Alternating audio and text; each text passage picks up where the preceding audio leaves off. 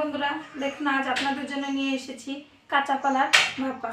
এই কাঁচা কলাটা দিয়ে আমি ভাপা করব। এখানে কাঁচা কলাটা দেখুন ফালি ফালি করে কেটে পরিষ্কার করে নিয়েছি আমি। আর এখানে বাটতে নিয়েছি সরিষা, জিরে, কাঁচা লঙ্কা আর কিছুটা হলুদ। এই দিয়ে বেটে আমি ওর ভিতরে দিয়ে ভাপা করব। দেখুন এবার প্রস্তুত প্রণালী এটা কীভাবে করব। দেখুন গ্যাসে কড়াইটা বসিয়ে দিয়েছি। এবার আমি তেল দিয়ে দেবো। তেলটা দিয়ে দিচ্ছি। এখন তেলটা গরম হতে দেব। তেলটা গরম হয়ে গেছে। আমি এবার দিয়ে দিলাম দুটো শুকনো লঙ্কা, দিয়ে দিলাম একটুখানি জিরে।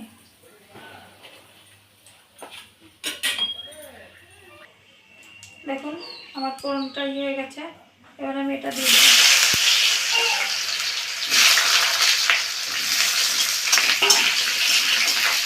কলাটা দিয়ে আমি এবার দিয়ে দেব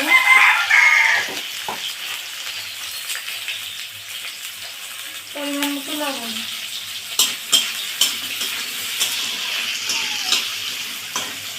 তারপর দিয়ে দেব হলুদ গুঁড়ো।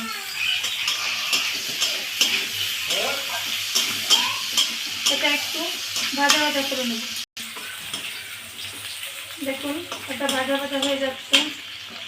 এটা ভাজা ভাজা হতে হতে আমি আমার বাটাটা তৈরি করে নেব। আমি আমার ভাপার বাটাগুলো এখন তৈরি করে নেব।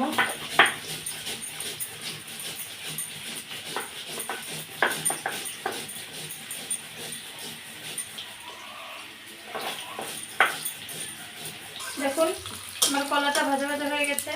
এবার আমি এতে দিয়ে দেব জল, পরিমাণ মতো জল দিয়ে দেব। এবার এটা জাল হতে দেব। দেখুন আমার ঝোলটা কি সুন্দর টক বগিয়ে জাল হচ্ছে। আর এদিকে আমার বাটাটাও তৈরি হয়ে গেছে। এদিকে আমার বাটাটাও তৈরি হয়ে গেছে। আমি এবার তুলে নেব। এবার আমি দিয়ে দেব সর্ষে বাটাটা।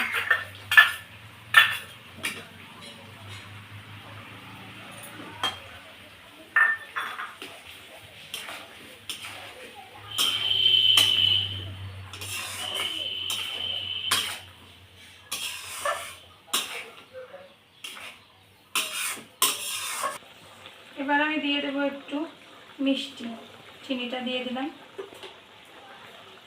এবার আমি ঝোলটা একটু ফুটতে দেব। আমার রেসিপিটা শেষের পর্যায়ে চলে আসছে।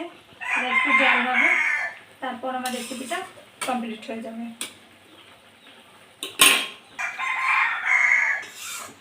আমার কাঁচা কলার সর্ষে বাটা হয়ে গেছে।